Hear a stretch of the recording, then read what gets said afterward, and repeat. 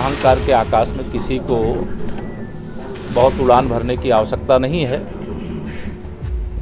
यह निश्चित तौर से घोसी की विधानसभा सीट को भारतीय जनता पार्टी के नाते हम लोग नहीं जीत पाए हैं, लेकिन 2024 के लोकसभा चुनाव में 80 की 80 सीटें जीत करके जो अहंकार के आकाश में अभी उड़ रहे हैं उनको उत्तर प्रदेश की जनता ही ज़मीन पर लाने का काम करेगी।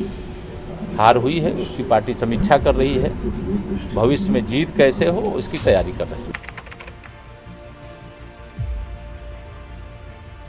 छत्रपति शिवाजी महाराज के जीवन से जुड़ा हुआ संपूर्ण चरित्र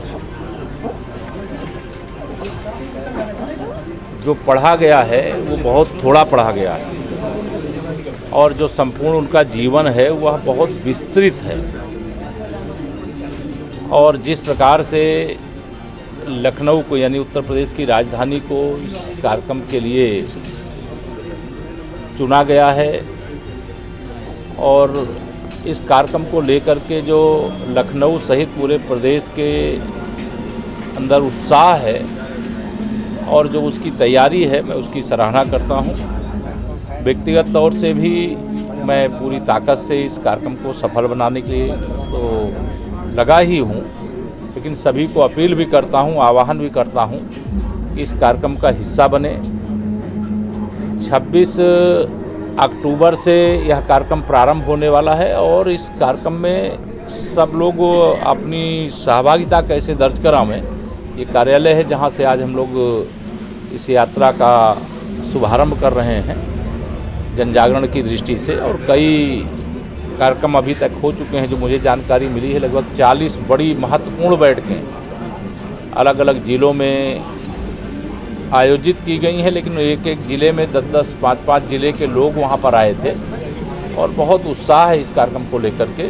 और मैं स्वयं भी बहुत उत्साहित हूँ इस कार्यक्रम को। मैं भी प्रयास करूंगा कि पूरा का पूरा कार्यक्रम देखने के लिए और कार्यक्रमों से समय निकाल करके इसमें मौजूद रहूँ।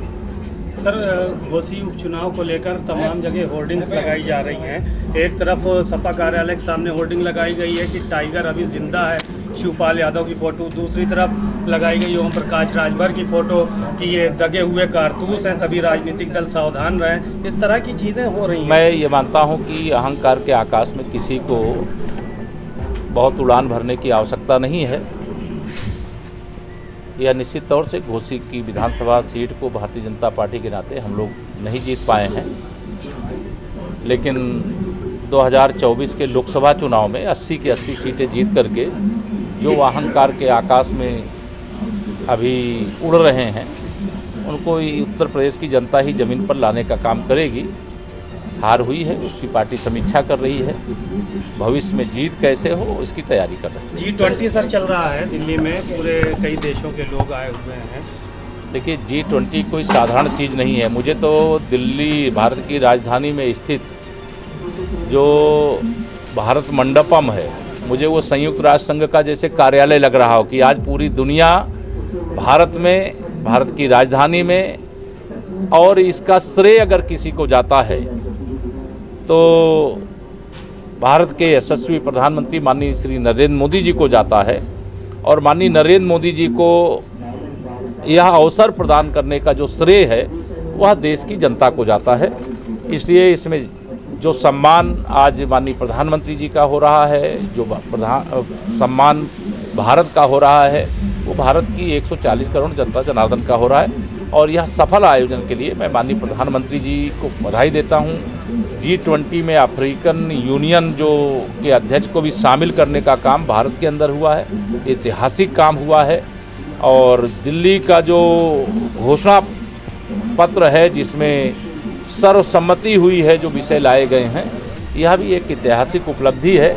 जितनी प्रशंसा की जाए, जितनी बधाई दी जाए वह कम है। मैं बहुत माननीय प्रधानमंत्री जी का अभिनंदन करता हूं, बधाई देता हूं। और जो विश्व के तमाम सारे नेता हमारे भारत में आए हैं, हम अतिथि देवो भव का जो संस्कार है उसका पालन कर रहे हैं। हमारे स्वयं माननीय प्रधानमंत्री जी विश्व नेताओं का स्वयं स्वागत करने का भी काम किए। और भारत की संस्कृति क्या है, चाहे वह कोणार्क का सूर्य मंदिर का स्वरूप हो, उसको भी दुनिया ने देखा है। और कल जो नालंदा विश्वविद्यालय का स्वरूप था, शाम को डिनर के समय भी देखा है। आज राष्ट्रपिता महात्मा गांधी जी की